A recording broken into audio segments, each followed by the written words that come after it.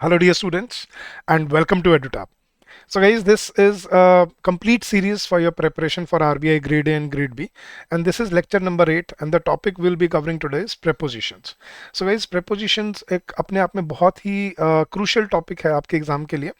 अब इसमें दो तरह की prepositions होती हैं, मैं आपको एक्सप्लेन करूंगा अभी. बट दोनों ही बहुत इंपॉर्टेंट है और दोनों को हम अलग अलग लेक्चर में डिस्कस करने वाले हैं. So this lecture is going to be about prepositions and next lecture is will be about complex prepositions. But before we jump into the session, guys, let me tell you how you can enroll in our courses and start your preparation on time. So, guys, what you have to do is just go to your browser and type edutap.in. Just you have to just type edutap.in and you will land on our home page. Now on the top of the screen, now you will see, first of all, we are not offering you a course, we are offering you a mentorship program. So as we say, every aspirant needs not a course but a mentor. So when you look at the at all the tabs in courses in RBI grade B, when you click an RBI grade B, you will find all our courses here. So this is a combo pack. Now this is a starter pack for free. You can look into this course and you can see and observe the demo videos from here. Then we have a test series for you, and these are the courses that I was referring to. Now this is a silver course for your phase 2 and interview preparation, but this is the gold course that we are offering you, which is a one-stop solution for this exam. Now when you're preparing for RBI grade B, or if you also want to prepare for other banking exams, you can also look into this course, which is RBI grade A and B plus Bank Mahapak exam, which will prepare you for all the banking exams as well as RBI grade B exams. And if you're only preparing for RBI grade B for phase 1, phase 2 plus interview, then this is the course that you can refer to, which has live classes for you, concept classes in recorded form, concept notes for every lecture, summary sheets, mock tests, interview sessions, full length test, sectional test, mentorship program, and guidance. And we are offering flat 15% off on this course. And the coupon code is early15. So you can come join us in this course and start your preparation and streamline your journey from here. So this was about our courses. Now let's begin with the topic, guys. So do you remember what prepositions are? Prepositions क्या होते हैं, याद है आपको guys? मैंने आपको कैसे सिखाया था? Prepositions, वो वर्ड जो आपको किसी की पोजीशंस बताते हैं. ठीक है. अब preposition, as I was telling you earlier, basically preposition दो तरह की होती हैं, guys. There are two kinds of preposition: simple prepositions and complex prepositions, right? Now in many books you will find compound prepositions or something like that, but you can call it whatever you want. It doesn't make any difference, but you have to understand the difference between simple prepositions and complex prepositions. Now guys, what are simple preposition? Simple preposition क्या होते हैं, जो single word वाली जो हम use करते हैं, जैसे I M in the kitchen. तो एक वर्ड है जिसने बताया कि मैं कहाँ हूँ, किचन के अंदर, in. She is at home, किसने बताया घर पे है, एट. ठीक है. The bag is on the table, किसने बताया टेबल के ऊपर है, ऑन. ठीक है. The shoes are under the bed, किसने बताया बेड के नीचे, अंडर. तो ये जो सिंगल वर्ड वाले होते हैं ना गाइस, इनको हम बोलते हैं सिंपल प्रेपोजिशन. और फिर आती है आपकी कॉम्प्लेक्स प्रेपोजिशन. कॉम्प्लेक्स प्रेपोजिशन क्या होती है, इनको ना कॉम्प्लेक्स प्रेपोजिशन भी बोल देते हैं, या फिक्स्ड प्रेपोजिशन भी बोल देते हैं, या फिर इनको कंपाउंड प्रेपोजिशन भी बोल दिया जाता है. ठीक है. डजेंट मैटर, लेकिन आपको समझ आना चाहिए. ये होती है गाइस वो प्रेपोजिशन जो फिक्स्ड होती हैं. मतलब जैसे एग्जांपल देता हूँ, इंस्टेड. इंस्टेड के साथ हम क्या यूज करते हैं हमेशा, ऑफ. राइट. तो ये जो इंस्टेड के साथ ऑफ, ये जो फिक्स हो गया है ना, इसको बोलते हैं हम कॉम्प्लेक्स प्रेपोजिशन के या फिक्स प्रेपोजिशन के. ये इसके साथ सिर्फ यही प्रेपोजिशन यूज होता है. जैसे अकॉर्डिंग के साथ, हम अकॉर्डिंग के साथ क्या यूज करते हैं guys, according to. Right. According for बोलते हैं कभी, अकॉर्डिंग इन, अकॉर्डिंग बाय नहीं. सिर्फ अकॉर्डिंग के साथ क्या यूज होता है, टू. तो ये होते हैं फिक्स प्रेपोजिशन, जो एक ही जगह पे फिक्स रहते हैं, मतलब एक ही प्रेपोजिशन के साथ फिक्स रहते हैं, ये चेंज नहीं होती. तो इनमें आपको यही याद रखना होता है कि किसके साथ क्या लगता है. राइट. ये भी हम नेक्स्ट लेक्चर में करेंगे. तो कॉम्प्लेक्स प्रेपोजिशन हम नेक्स्ट लेक्चर में कवर करेंगे, but today we will be looking at simple preposition, क्योंकि कॉम्प्लेक्स जानने से पहले सिंपल आना बहुत जरूरी है. तो सिंपल वैसे प्रेपोजिशन हमें आती हैं, काफ़ी हमें आती हैं, लेकिन कुछ हैं जो हमें शायद रिवाइज करनी होती हैं, हमें पढ़नी चाहिए अपने इस एग्जाम के लिए. तो वो प्रेपोजिशन आज डिस्कस करते हैं गाइस. तो सिंपल प्रेपोजिशन होती क्या है? A preposition is a word used with a noun or a pronoun to show its relation to some other word in a sentence. जैसे मैंने बोला, I am going to London. ठीक है, अब देखना गाइस, यहाँ पे आई एम क्या था, ये मेरा मैं सब्जेक्ट हूँ, एम मेरी हेल्पिंग वर्ब है, गोइंग मेरी एक्शन वर्ब है, और लंदन क्या है यहाँ पे, ऑब्जेक्ट है। तो सब्जेक्ट आ गया, वर्ब आ गई, ऑब्जेक्ट आ गया। लेकिन अब देखना गाइस, सब्जेक्ट को ऑब्जेक्ट से कनेक्ट करने के लिए हमने क्या वर्ड यूज किया है, मैं कहाँ जा रहा हूँ, लंदन जा रहा हूँ। किस वर्ड ने बताया कि मैं लंदन जा रहा हूँ, टू ने। तो ये होती है प्रेपोजिशन के एक नाउन का, ठीक है, और दूसरे ऑब्जेक्ट के किसी दूसरे वर्ड के साथ रिलेशन क्या है। जैसे मैं बोलता हूँ शी इज एट होम, किस वर्ड ने बताया कि वो घर पे मौजूद है, वो घर पर लोकेटेड है, एट ने। तो ये शी का रिलेशनशिप समझा रहा है किसके साथ, होम के साथ। तो प्रेपोजिशन क्या होता है गाइस, जो वर्ड आपको किसी की पोजीशन बताता है with respect to another word. ठीक है, कि अब अनदर वर्ड क्या है यहाँ पे, होम, और ये पोजीशन किसकी बता रहे हैं, शी की। तो वो कहाँ पे है, घर पर है, किसने बताया, एट ने। तो ये होते हैं गाइस हमारे प्रेपोजिशंस। ठीक है, अब किस सिचुएशन में क्या प्रेपोजिशन यूज किया जाता है, that is what we need to understand here. ठीक है, तो मैं एक एक करके आपको ना जितनी प्रेपोजिशन, जो सिंपल प्रेपोजिशन हम यूज करते हैं, मैं उनके बारे में आपको बताता हूँ, so that you can revise and you can retain कि अच्छा इस सिचुएशन में ये यूज होता है, ये नहीं होता है। तो पहले शुरू करते हैं गाइस हम प्रेपोजिशंस ऑफ टाइम, वो प्रेपोजिशंस जो हम टाइम के लिए यूज करते हैं, समय के लिए यूज करते हैं। जैसे सबसे पहला है एट। ठीक है, जैसे एट हम यूज करते हैं स्पेसिफिक टाइम के लिए, I woke up at 5 AM today. ठीक है, the bus arrives at 8:30, I leave at 9 o'clock। तो स्पेसिफिक पॉइंट ऑफ टाइम बताने के लिए हम क्या यूज करते हैं, एट। जैसे I usually get up at 5 o'clock, she leaves her house at 9 AM। दूसरा एट हम यूज करते हैं फेस्टिवल्स के लिए गाइस। अब देखना यहाँ पे शायद हम ऑन यूज करते हैं अपनी लाइफ में, डे टू डे लाइफ में, लेकिन वो गलत होता है। I will come home on Holi या at Holi, she will come back on Diwali या एट दिवाली, हम शायद ऑन दिवाली बोलते हैं, राइट, वो गलत होता है, हमें फेस्टिवल्स के लिए एट यूज करना होता है। So this is something that you probably might know, might you know, you might not know, और ये ऐसी चीजें हैं जो आपको सीखने को मिलती हैं यहाँ पे। ठीक है, चलो सेकंड प्रपोजिशन है इन। इन को हम टाइम के कॉन्टेक्स्ट में कैसे यूज करते हैं गाइस, सबसे पहला तो हम for any part of day, दिन के किसी समय के लिए, जैसे इन the morning, in the afternoon, in the evening, हम क्या यूज करते हैं, इन। लेकिन नाइट के लिए हम क्या यूज करते हैं, एट। तो यहाँ पे सी लिख के मैं यहाँ पे लिख देता हूँ, फॉर टाइम ऑफ नाइट, हम समय, रात के समय के लिए हम क्या यूज करते हैं, एट। जैसे एट एट 11 o'clock या एट 11 PM। ठीक है, तो रात के टाइम के लिए हम क्या यूज करते हैं गाइस, एट। लेकिन दिन के टाइम के लिए हमें क्या यूज करना होता है, इन। क्योंकि देखो दिन को हमने 3 पहर में डिवाइड किया हुआ गाइस, मॉर्निंग, आफ्टरनून और इवनिंग। लेकिन रात को हमने कहीं डिवाइड नहीं किया हुआ, रात पूरी रात होती है। तो इसलिए हम दिन के लिए हम क्या बोलते हैं, इन the morning, in the afternoon या इन द इवनिंग। लेकिन रात के लिए क्या बोला जाता है, एट नाइट। ठीक है, तो फॉर पार्ट्स ऑफ डे, ठीक है, सबसे पहले जैसे इन the morning, in the afternoon. फिर मंथ्स के लिए, कोई महीना हो, अच्छा, विद नून या एट मिडनाइट। ठीक है, नून या मिडनाइट जो होता है गाइस, वो रात के 12 बजे या दिन के 12 बजे, वो स्पेसिफिक पॉइंट ऑफ टाइम होता है। तो आई अराइव्ड एट नून या I reached home at midnight. तो एट हम मिडनाइट के लिए, एट नून के लिए क्यों यूज करते हैं, क्योंकि वो एक पॉइंट ऑफ टाइम है, वो दिन का कोई वो नहीं है। तो इसलिए हम स्पेसिफिक 12 बजे के लिए हम एट नून या एट मिडनाइट यूज करते हैं। तो एट नून हो गया या एट मिडनाइट हो गया। लेकिन बाकी दिन के समय के लिए हम क्या यूज करते हैं, इन द मॉर्निंग। जैसे I left early in the morning today, I woke up in the morning today, in the afternoon, in the evening.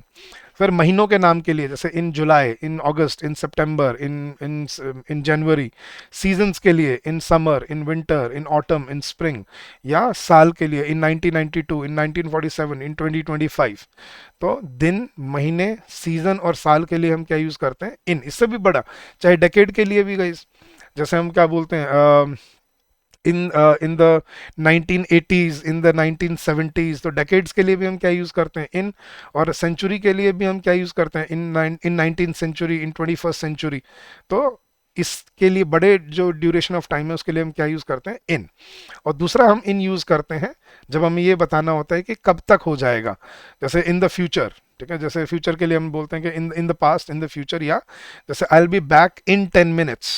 तो आई will be back in 10 minutes का मतलब क्या होता है guys, I will be back in 10 minutes मतलब मैं 10 minute के अंदर अंदर आ जाऊंगा। तो विद इन अ ड्यूरेशन जब हमने बोलना होता है, ही will be back in 1 hour। तो विद इन अ ड्यूरेशन जब आपने बताना होता है, जैसे आई will be back in an hour मतलब वो 1 घंटे मतलब 1 घंटे के अंदर अंदर, पहले पहले 1 घंटे से पहले पहले आ जाएगा। Your product will be delivered, एक तो हम क्या बोलते हैं देखना guys, your product will be delivered in 2 weeks. 2 हफ्तों में अगर आपका प्रोडक्ट डिलीवर हो जाएगा तो हम क्या बोलते हैं, इन 2 वीक्स। लेकिन अगर आपको स्पेसिफिक डेट देनी होती है ना, तो हम क्या यूज करते हैं, जैसे your product will be delivered by 10th of June, तो बाय हम यूज करते हैं एक एग्जैक्ट एंड पॉइंट के लिए। लेकिन अगर हमने ड्यूरेशन बतानी होती है, ड्यूरेशन मैंने क्यों लिखा है यहाँ पे विद इन ए ड्यूरेशन, के इतने समय के अंदर अंदर हो जाएगा। He will be back in 10 minutes, you will arrive, या the train will arrive in 15 minutes, या your product will be delivered in 10 days. तो 7 to 10 डेज, तो ये इन होता है ड्यूरेशन बताने के लिए, ठीक है। तो इनका टाइम में हम ऐसे यूज करते हैं इनको। मैं कुछ अपनी तरफ से एक्स्ट्रा भी बताता चल रहा हूँ गाइज आपको यहाँ पे ना, तो अगर आपको पीडीएफ चाहिए, you can download the PDF from our Telegram channel, ठीक है। The link for which has been given in the description of the video as well.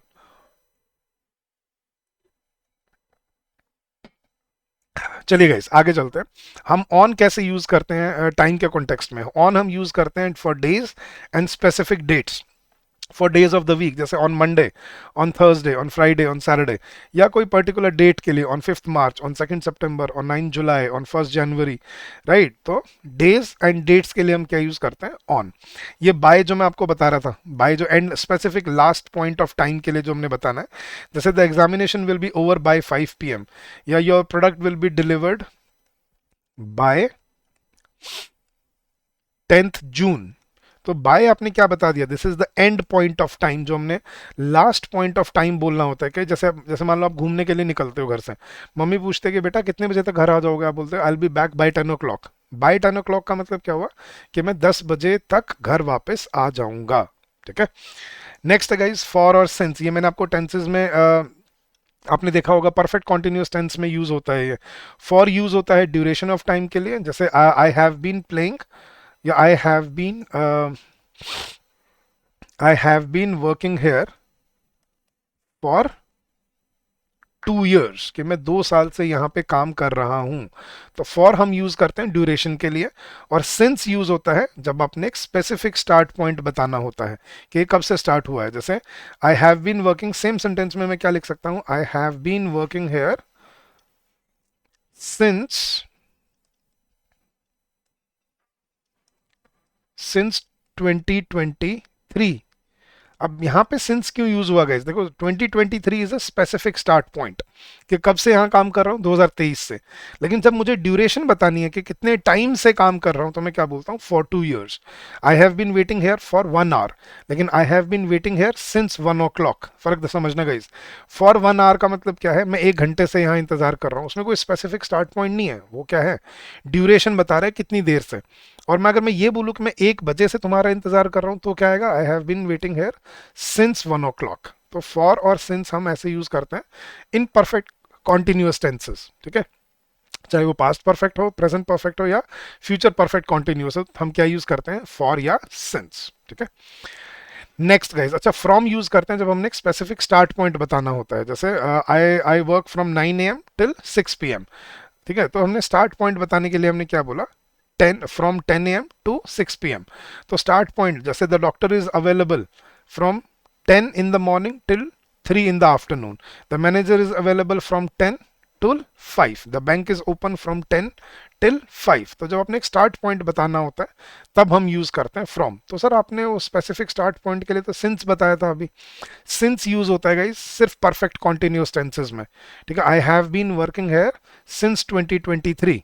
लेकिन नॉर्मल सेंटेंसेस में हम क्या यूज करते हैं स्टार्ट पॉइंट बताने के लिए, फ्रॉम, ठीक है। तो जैसे मैं बोलता हूँ the class starts from 8 AM, या फ्रॉम 4 PM, ठीक है। तो जब the class starts from 8 PM, या the class starts at 8 AM, at बोल देते हैं या स्टार्ट पॉइंट बताने के लिए, और एंड पॉइंट बताने के लिए हम यूज करते हैं फ्रॉम के साथ टू, ठीक है। जैसे the bank stage open from 10 AM till या टू 5 PM। तो ये थे गाइस टाइम के कॉन्टेक्स्ट में कैसे यूज करते हैं इनको। नेक्स्ट है प्रेपोजिशंस ऑफ प्लेस, जो जगह के लिए यूज होते हैं। जैसे एट हम यूज करते हैं किसी जगह के लिए, I am at home, I M at school, I M at college, I M at work. तो कहीं पे अपनी लोकेशन बताने के लिए, एग्जैक्ट पॉइंट बता लो या अपनी लोकेशन बताने के लिए हम क्या यूज करते हैं, एट। जैसे the tourist stayed at the tourist hotel. He studied at Oxford. He is waiting at the door. I am at home. I am at work. तो आई एम एट वर्क का मतलब क्या है, मैं काम पर मौजूद हूं, मैं काम पे हूं। ठीक है, तो अपनी लोकेशन, अपनी मौजूदगी, प्रेजेंस किससे बताते हैं हम? एट के साथ। इन हम यूज करते हैं लार्जर एरियाज के लिए, जैसे आई live in Chandigarh, I live in Mumbai, I live in Delhi, I live इन चेन्नई। ठीक है, तो बड़े areas, I live in sector 32, I live in this city, I live in this town. तो बड़े एरियाज के लिए हम क्या यूज करते हैं? इन। स्पेसिफिक लोकेशन के लिए एट, जैसे आई एम एट होम, लेकिन I live in sector 32, I live in housing board, I live in defence colony, या I live in Chandigarh, I live in Delhi. तो बड़े एरियाज के लिए क्या यूज किया जाता है? इन। बिटवीन यूज होता है guys। अब देखो बिटवीन और अमंग, ये बहुत बच्चे इसमें कंफ्यूज रहते हैं। तो बिटवीन और अमंग का बेसिक डिफरेंस क्या होता है गाइस? बिटवीन यूज होता है दो लोगों या दो चीजों के लिए, सिर्फ दो एंटिटीज के लिए हम यूज कर सकते हैं बिटवीन। जैसे between you and me, between India and Russia. तो share the sweets between him and me, उसके और मेरे बीच में, दो के बीच में। या it's a secret between you and मी, तुम्हारे और मेरे बीच में। तो जब हम दो एंटिटीज की बात करते हैं ना, तो हम यूज करते हैं बिटवीन। लेकिन जब दो से ज्यादा एंटिटीज की हमें बात करनी होती है, फिर हम यूज करते हैं अमंग। ठीक है, among is used for more than two persons और टू थिंग्स। बट अब देखना, एक अमंग होता है और एक अमंगस्ट भी होता है गाइस। अमंग और एक अमंगस्ट भी आपने सुना होगा। अब अमंग और अमंगस्ट में क्या डिफरेंस होता है? अमंग यूज होता है गाइस उन वर्ड्स के सामने जो कॉन्सोनेंट से स्टार्ट होते हैं, जैसे divide the sweets among the three boys. Among के बाद क्या आ रहा है? द किससे स्टार्ट हो रहा है? टी से, विच इज अ कॉन्सोनेंट। तो अगर दो से ज्यादा की अगर हम बात करें तो हम क्या यूज करते हैं? अमंग। तो जैसे मैं बोलता हूँ कि he was very famous among his students, कि वो अपने स्टूडेंट्स में बहुत फेमस था। तो अमंग होता है गाइस इनके दरमियान। ठीक है, तो दो से ज्यादा के लिए हम यूज करते हैं अमंग। और एक अमंगस्ट यूज होता है गाइस कब? जब हम दो से ज्यादा की बात करते हैं, लेकिन जब आगे आने वाला वर्ड किससे स्टार्ट होता हो? वॉवल से। तो अमंग कहाँ यूज होता है? जब आगे वाला वर्ड जो है वो कॉन्सोनेंट से स्टार्ट होता है। और अमंगस्ट कहाँ यूज होता है? जब आगे आने वाला वर्ड वॉवल से स्टार्ट हो। जैसे डिवाइड द स्वीट्स अमंगस्ट अस। अब देखो, अस में पहला क्या है? वॉवल है यू, तो वॉवल साउंड वाला है, तो इसके लिए हमें क्या यूज करते हैं? अमंगस्ट। तो ये डिफरेंस, हल्का सा डिफरेंस होता है अमंग और अमंगस्ट का। अच्छा, अबव, अंडर, बिलो और ओवर, ये समझना गाइस।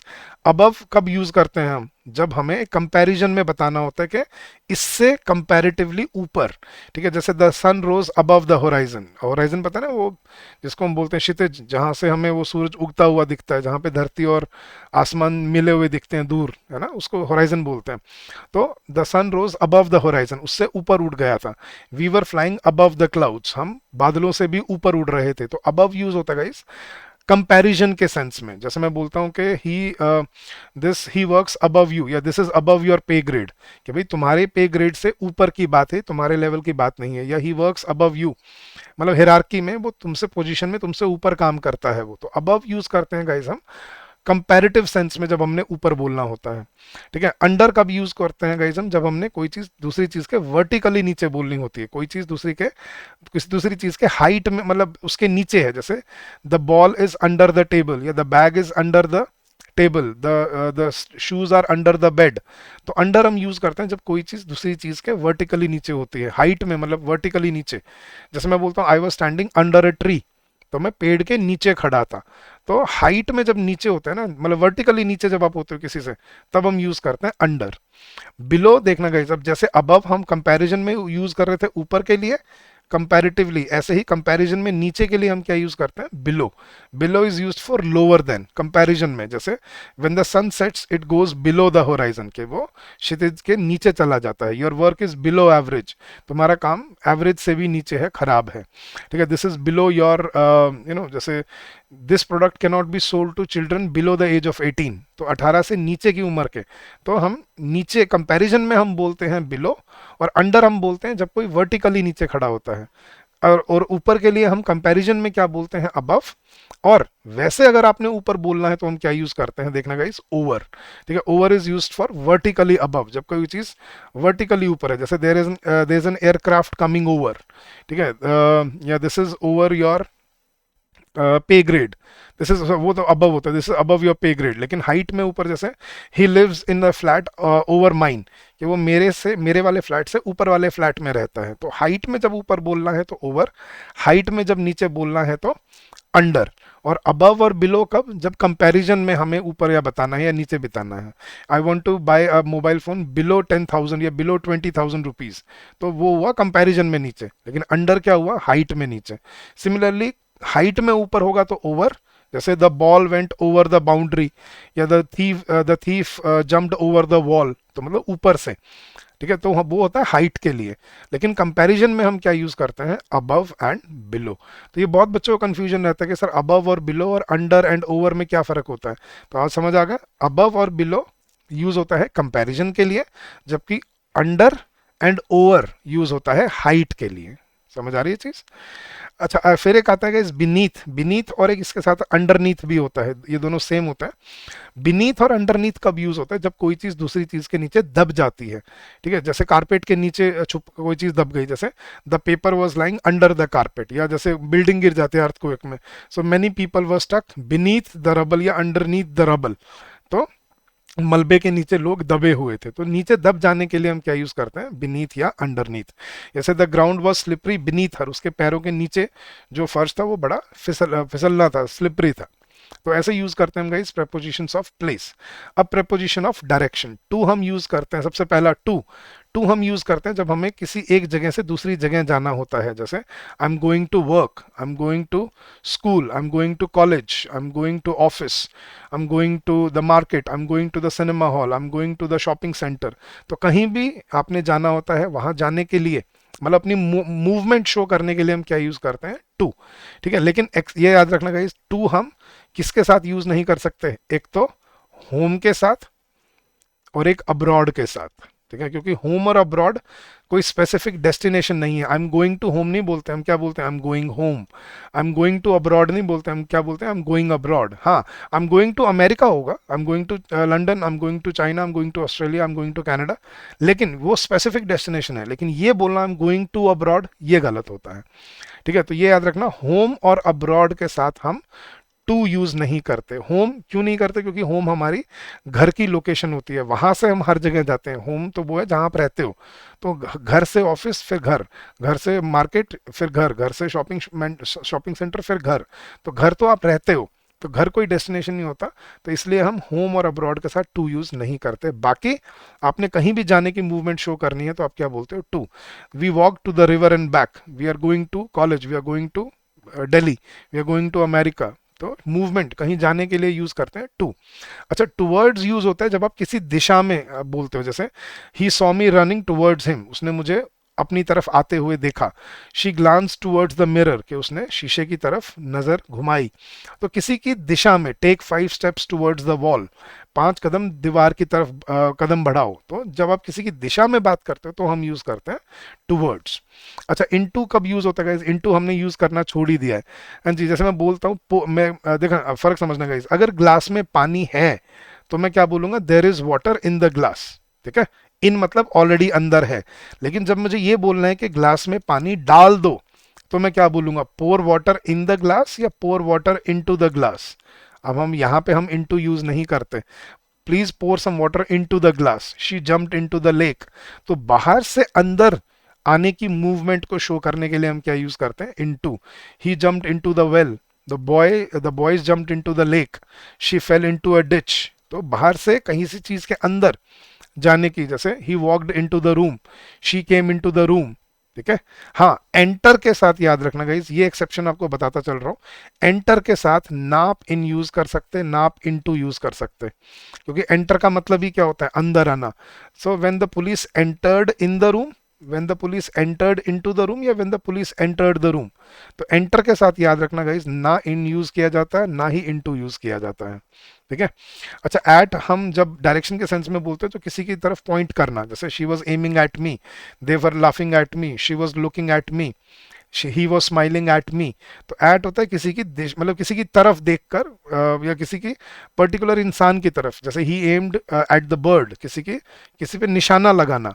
तो निशाने को या किसी की पर्टिकुलर को पिन पॉइंट करने के लिए हम क्या यूज करते हैं, एट। जैसे he was looking at me, वो मेरी तरफ देख रहा था। अब तरफ तो हम टुवर्ड्स भी बोलते हैं, he was looking towards me या एट मी। टुवर्ड्स होता है किसी दिशा में, लेकिन मेरे पर्टिकुलर पिन पॉइंट कर दूं कि वो मेरी तरफ या वो दीवार की तरफ देख रहा था, he was looking at the wall. तो एट होता है जब आप किसी पर्टिकुलर चीज की तरफ एम करते हो, पिन पॉइंट कर देते हो उसको, ठीक है। अच्छा, फॉर हम यूज करते हैं डायरेक्शंस के लिए। जैसे I will leave for Pune today, आज मैं पुणे के लिए निकल रहा हूँ। The minister left for the UK, के जो मिनिस्टर थे हमारे कैबिनेट मिनिस्टर्स यूके के लिए निकल चुके हैं। तो कहीं पर्टिकुलर जगह जाने के लिए, I left for work at 9 AM। I am I जैसे I am going to work होता है, लेकिन आई लेफ्ट फॉर, तो लीव के साथ हम क्या यूज करते हैं गाइस, लीव फॉर या लेफ्ट फॉर, ठीक है। He left for the work या he left for office early in the morning. We left for Delhi, ये लास्ट नाइट, कि हम कल रात को दिल्ली के लिए निकले थे। तो के लिए, किसी पर्टिकुलर डेस्टिनेशन के लिए आप निकलते हो तो वहां पे हम क्या बोलते हैं, लीव फॉर, ठीक है। चले गाइज, अगेंस्ट, जब आप किसी के सहारे लग के या किसी के साथ खड़े होते हो, जैसे do not lean against the wall, ठीक है। She cleaned the as of her knife against the plate, plate के किनारे के साथ। He leaned against a tree, वो एक पेड़ के सहारे लग के खड़ा होना। तो जब किसी के सहारे लग के आप होते हैं ना, उसको बोलते हैं अगेंस्ट। अच्छा, ऑफ हम यूज करते हैं गाइज, ऑफ होता है ऑन का ऑपोजिट। जैसे इन का ऑपोजिट क्या होता है guys, come in the room, gate out of the room. तो इन का ऑपोजिट आउट होता है। ऐसे ही याद रखना, ऑन का ऑपोजिट ऑफ होता है। टर्न ऑन, टर्न ऑफ, ये तो सुना ही होगा आपने। लेकिन जैसे मैं बोलता हूँ, get in the car, get out of the car, get on the bike, get off the bike, put on a jacket, take off a jacket. तो उतारना मतलब किसी के ऊपर से हटाना, उसको हम बोलते हैं ऑफ। ऑफ को यूज करते हैं सेपरेशन। जैसे he wiped the sweat off his face, कि उसने अपने चेहरे से पसीना पूंछा। Kim fell off his chair, Kim अपने चेयर से गिर गई, ठीक है। फ्रॉम यूज करते हैं। अच्छा, नेक्स्ट है फ्रॉम। फ्रॉम यूज करते हैं पॉइंट ऑफ डिपार्चर के लिए। जैसे the man parted from his friends, वो अपने दोस्तों से अलग हुआ। We scrambled from our trucks and ran after them, हम अपने ट्रक से निकले और दौड़े। तो we I left from home, ठीक है। I left from home just 10 minutes ago, मैं अभी घर से 10 मिनट पहले निकला हूँ। तो स्टार्ट पॉइंट, जैसे हम बता रहे थे ना, टाइम में भी हमने किया था, टाइम के लिए हम स्टार्ट पॉइंट हम किससे बताते थे, फ्रॉम से। जैसे this bus will travel from Delhi to Jaipur, from Delhi start point है उसका। तो स्टार्ट पॉइंट बताने के लिए, पॉइंट ऑफ डिपार्चर बताने के लिए हम क्या यूज करते हैं, फ्रॉम, ठीक है। From Delhi to Jaipur, from childhood to old age, from morning till evening. तो स्टार्ट पॉइंट और पॉइंट ऑफ डिपार्चर हम किससे बताते हैं, फ्रॉम से, ठीक है। नेक्स्ट है गाइस, प्रेपोजिशन ऑफ पोजीशन, जो पोजीशन के लिए यूज होते हैं। जैसे अबाउट, अबाउट हम यूज करते हैं जब कोई काम होने वाला होता है, ठीक है। जैसे I am about to leave, I was about to go to bed, his father is about to retire, retire होने वाले हैं। तो अबाउट कब यूज करते हैं, जब कोई काम नियरनेस पे, काम होने वाला होता है। The class is about to end, the class is about to start. तो अबाउट टू हम यूज करते हैं जब कोई काम शुरू होने वाला होता है। अलोंग, अलोंग होता है साथ साथ, पैरेलल किसी चीज के। जैसे she was walking along the corridor, वो कॉरिडोर के पैरेलल चल रही थी। She led them along the corridor, हाँ। The current passes along the wire, move along the road, road के साथ साथ चलना, इधर उधर मत जाना। तो अलोंग होता है उसके पैरेलल चलना। आफ्टर, ये तो हमें पता है, आफ्टर होता है बाद में, बिफोर होता है पहले। इतना तो सीधे बहुत सिंपल है। शी केम आफ्टर मी, वो मेरे बाद आई, या सून आफ्टर, उसके थोड़ी देर बाद। Faraday began is research into electricity, मतलब बाद के लिए हम बोलते हैं आफ्टर, टाइम में भी और पोजीशन में भी। और बिफोर के लिए हम यूज करते हैं, पहले के लिए हम यूज करते हैं बिफोर, टाइम में भी और पोजीशन। जैसे बिफोर 10 o'clock, या ही केम बिफोर मी। तो बिफोर और आफ्टर, पहले और बाद में। अक्रॉस का मतलब क्या होता है गाइस, एक साइड से दूसरी साइड जाना। जैसे ही रैन अक्रॉस द पार्क, या across the ground, across the field, कि वो इस कोने से उस कोने तक, अक्रॉस द कंट्री, कि देश के इस कोने से उस कोने तक। तो अक्रॉस होता है गाइस एक पॉइंट से दूसरे पॉइंट तक पहुंचना। जैसे he threw the ball across the room, कि रूम के इस कोने से उस कोने तक उसने बॉल फेंकी। I can hear you across the hall, कि हॉल के उस कोने से लेके इस कोने तक मैं आपको सुन सकता हूं। तो he blew a cloud of smoke across the table, table के इस कोने, इस कोर पार से उस पार। She ran across the field, के इस फील्ड के इस पार से उस पार जाने को हम बोलते हैं अक्रॉस। अच्छा, बिफोर होता है पहले, ये तो हमने बता दिया, बिफोर पहले। जैसे the thief was brought before the जज, the garage is before the road, उससे पहले आना या उसके सामने। बिहाइंड होता है किसी के पीठ पीछे, ठीक है, जैसे मैं बोलता हूँ ही या किसी चीज के पीछे, he hid behind the tree या she hid behind the door, तो बिहाइंड होता है पीछे, she sat down behind the hedge, the sun went behind a cloud के, बादल के पीछे छुप जाना। बियॉन्ड होता है गाइस कि किसी चीज से परे होना, किसी चीज की लिमिट है, लिमिट से भी परे होना, जैसे this is beyond my imagination, this is beyond my control. तो बियॉन्ड होता है मतलब जो मतलब हद पार हो जाती है, जैसे this is beyond his power, या love is beyond all human control, मतलब उससे परे है, उसको हद पार हो चुकी है उसकी, तो बियॉन्ड द होराइजन मतलब उससे भी आगे, उससे भी दूर, उसको बोलते हैं बियॉन्ड। अच्छा, नेक्स्ट है गाइस बिसाइड एंड बिसाइड्स, इसमें कई बार गलतियां बनती हैं एग्जाम में, इसको ध्यान से पढ़ना। बिसाइड होता है किसी के साइड में, जैसे she was sitting beside me, कि वो मेरे बगल में बैठी थी, ठीक है। तो बिसाइड होता है गाइस साइड में होना, the my car is parked beside yours, कि मेरी गाड़ी तुम्हारी गाड़ी के बगल में पार्क्ड है। I sat down beside my wife, मैं अपनी वाइफ के साइड में बैठ गया। तो बिसाइड होता है गाइस बगल में होना, जबकि बिसाइड्स क्या होता है गाइस, बिसाइड्स का मतलब होता है इन एडिशन टू, बिसाइड से कंजंक्शन होती है, ये प्रेपोजिशन नहीं होती। लेकिन मैं आपको दोनों क्यों पढ़ा रहा हूँ यहाँ पे, क्योंकि इनमें कई बार गलती हो जाती है, आंखों के नीचे से स्किप हो जाती है ये।